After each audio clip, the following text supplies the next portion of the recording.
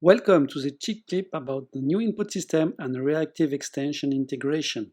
Okay, so first you need to go to the project settings and set the API compatibility to 4.x. Then, in the Nugget Package Manager plugin, install the language X package.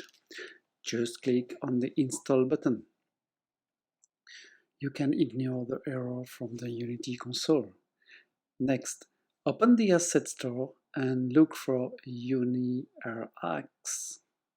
This is the reactive extension asset for Unity. Just click on the Import button and we don't need the example. Okay, Uni-RX is now imported.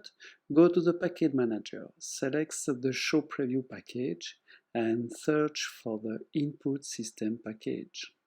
Click on Install and voila, our environment is ready.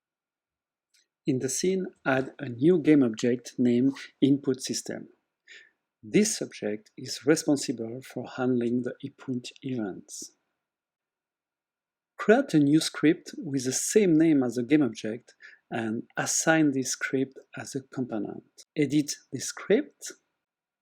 The first two lines hold as private property the subject and the vector we would like to expose, followed by the public exposition of the subject as a static string.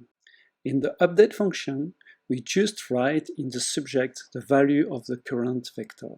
On the move action, function is capturing the data from the input system callbacks to get the vector value when the movement is started and stopped. We need to set this vector only on the started and performed phases. Don't forget to clean up the resources on the onDestroy function. We can now create the input action resource. I name it sample. This asset abstracts all the actions definition, keyboard, mouse, joystick, or whatever. In this sample, I just bind the WSD keys for the movement.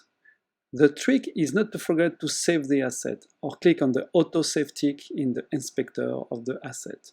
Click on Generate the C# class, then on the Apply button. Add the player input component, select the sample asset as action, and set the Invoke Unity events as behavior. Expand the events and player option and fill the callback function with the onMove action from the input system class. The next part is to add the object we would like to move in our scene. Create an empty object and add as a child of the 3D model a homemade chair in this case. Just adjust the camera to have the asset in the middle of the camera. Create a game object named UI Manager to handle all the user interface interaction. Create the UI Manager script. In this script, create a property with the transform component of the object we would like to move. On the start function, I subscribe on the onMove stream and rotate the chair based on the vector received from the input system. Don't forget to add the add to this to clean up the resource when the game object will be destroyed. That's it. Press the ASDW keys to move the chair. If you want to add a joystick, just add it to the sample action asset. Thanks to Olivier Amrine for the chair design. Thanks for watching and bye-bye.